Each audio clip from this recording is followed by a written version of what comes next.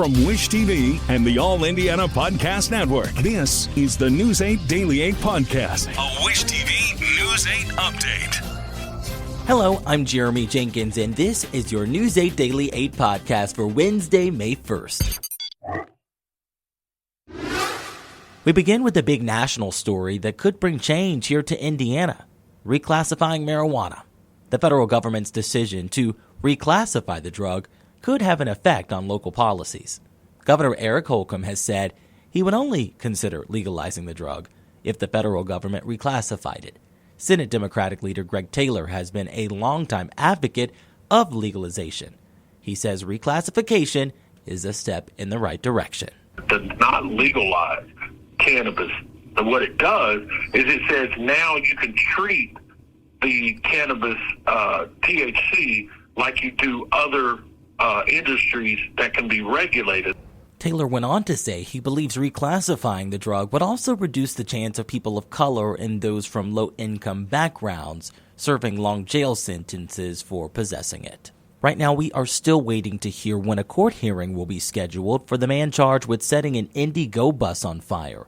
We told you about this story last week. Police say DeMarcus McLeod was caught on bus cameras pouring a liquid onto the floor of the bus and then setting it on fire. That was near 38th and Meridian.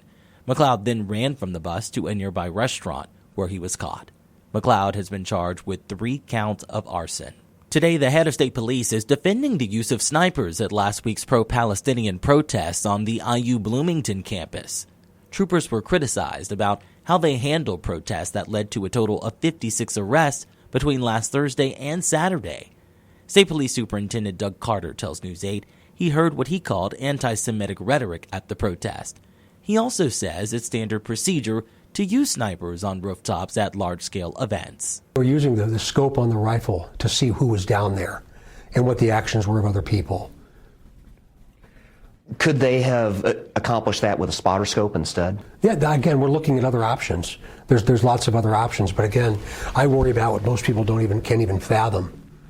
And again, I think we could have done a better job there, and I acknowledge that I take full responsibility for it. Carter says any criminal charges related to the arrest are up to the Monroe County prosecutor.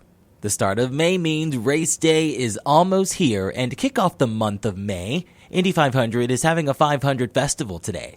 It's happening on the south side of Monument Circle at 11 this morning. News 8's Hernan Gutierrez reports. Well, people can expect those iconic Indy 500 event cars lining the street here, all for people to take pictures with them. Of course, show IndyCar will also be here. Some special appearances from driver Connor Daly and other IndyCar executives. Here to tell us a little bit more about what to expect later this morning is Lindsay with the 500 Festival. Good morning.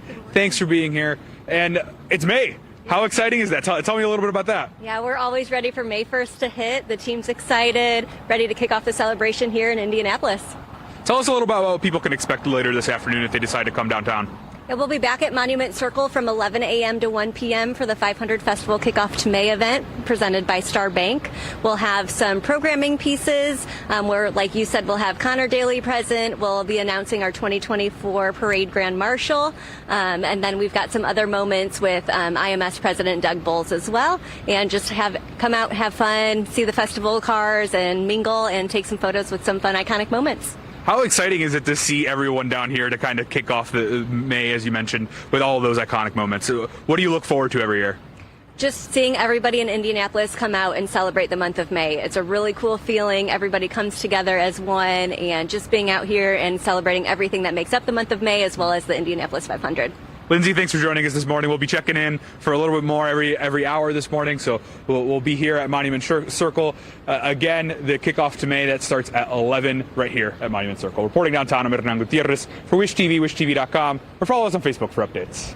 When it comes to the weather, Storm Track 8 says it will be a warm and sunny start to May, but brace yourself, there could be a few stray showers. Meteorologist Marcus Bailey has your News 8 Daily 8 forecast. We definitely have the clouds to go along with this kind of brief stint of rain that's trying to work through. All right, so it's not going to be a long-term deal. We'll get a lot of this cloud cover out of here, and we'll get a lot of sunshine coming our way for the afternoon.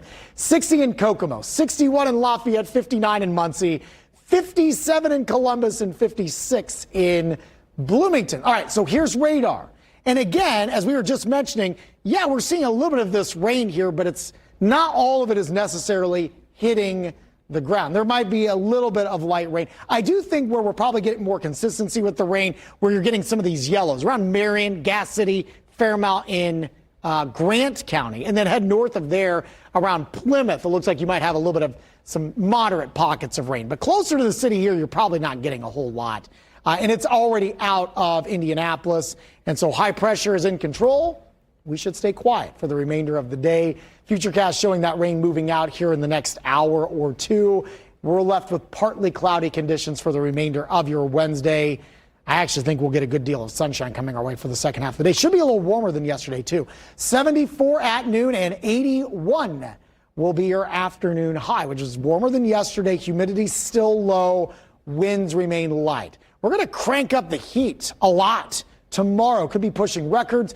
We also introduce one of several rain opportunities coming our way later into your Thursday. We'll time that out in my 8-day forecast coming your way in just a few minutes. To get a peek at the full forecast, just head over to wishtv.com, or you can download the Wish TV Storm Track 8 app. And don't forget to check out our Storm Track 8 weather blogs. Now here is a heartwarming story to wrap things up today. A Shelbyville police officer now has the department's highest honor for pulling a woman and man out of a burning SUV. It happened in February on I-74. Devin Moore says he was on his way to work when he saw the SUV fly off the road over a railing and into a ditch. Dashcam video shows the SUV start to catch fire. Then it was engulfed in flames minutes later. Moore says the man was not able to get out, so he cut the airbags and seatbelt. He pulled both the man and woman out of the car. The man later died, but Moore's quick action saved the woman's life. There's no amount of training that an officer can go through at the police academy to fight through flames and smoke. It was just a matter of being, whether it be a police officer or a good Samaritan, getting that person out. Moore received the police department's Medal of Valor. He's been a school resource officer in Shelbyville for about 2 years. This has been your News 8 Daily 8 podcast for Wednesday, May 1st.